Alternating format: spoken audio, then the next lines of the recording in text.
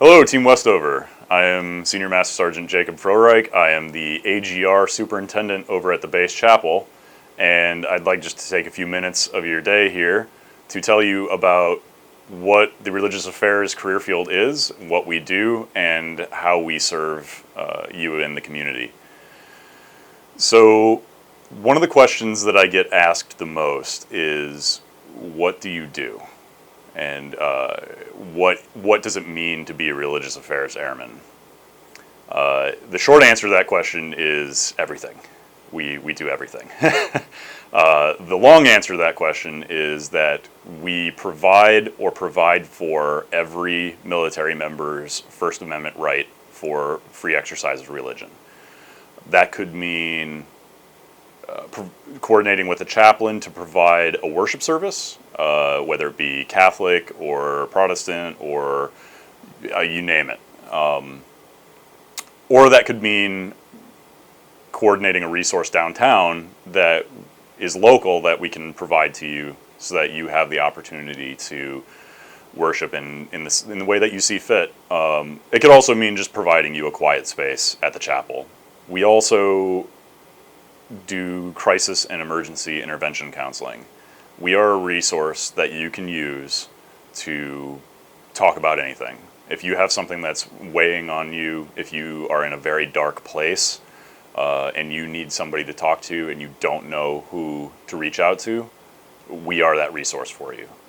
Religious Affairs Airmen have 100% privileged communication, just like chaplains. In fact, the Military Chaplain Corps is the only military entity that has absolute 100% privileged communication.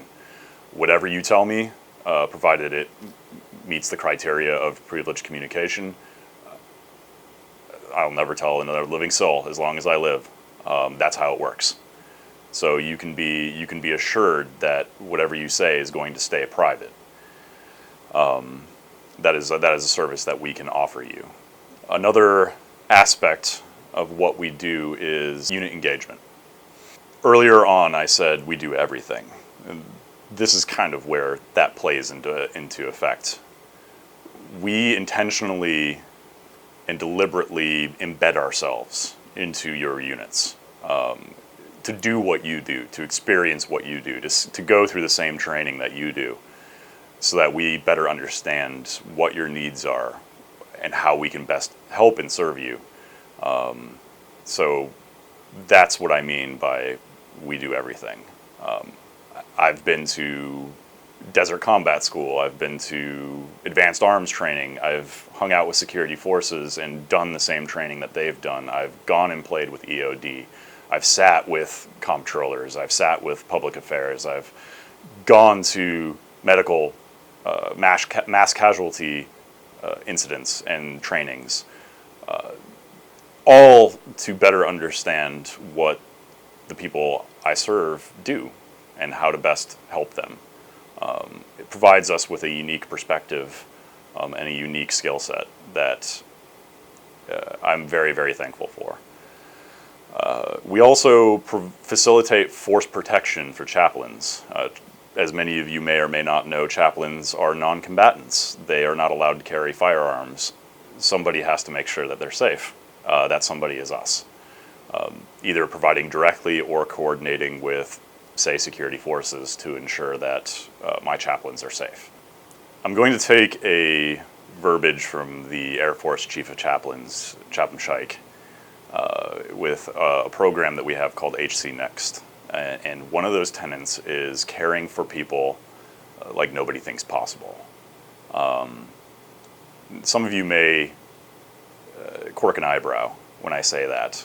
How can somebody care for people like nobody thinks possible? Everything's possible. Well, you're right.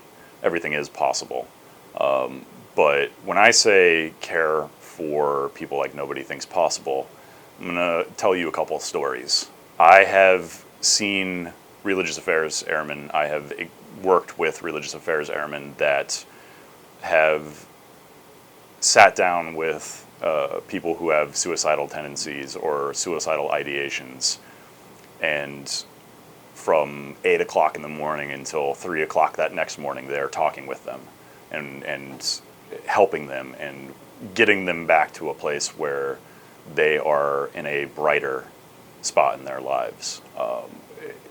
I've seen religious affairs airmen get up at 3 o'clock in the morning to go to the chapel to work with a chaplain, no questions asked. I've seen religious affairs airmen out on the flight line at 30 below zero, hanging out with maintainers and cops, making sure that they're being taken care of and making sure that they're okay.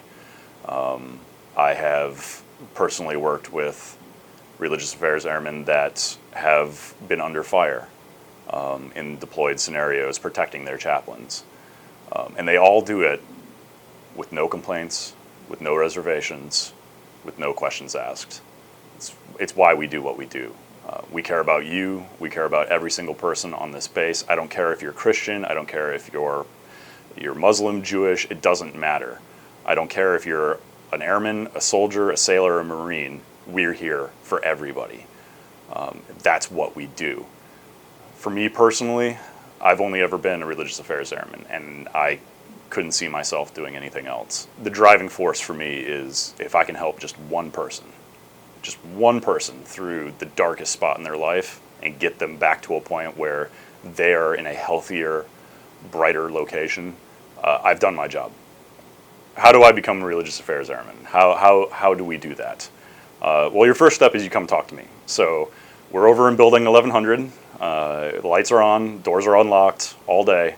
I'm here Monday through Friday, 7:30 to 16:30. You come talk to me, and we'll see how, if this is the best fit for you, if this is something that you're interested in doing, we'll take the next steps from there to see if this is the path for you. But the first step starts with coming over to the chapel and talking to me. And no, you don't have to be religious to come to the chapel. That is not a prerequisite.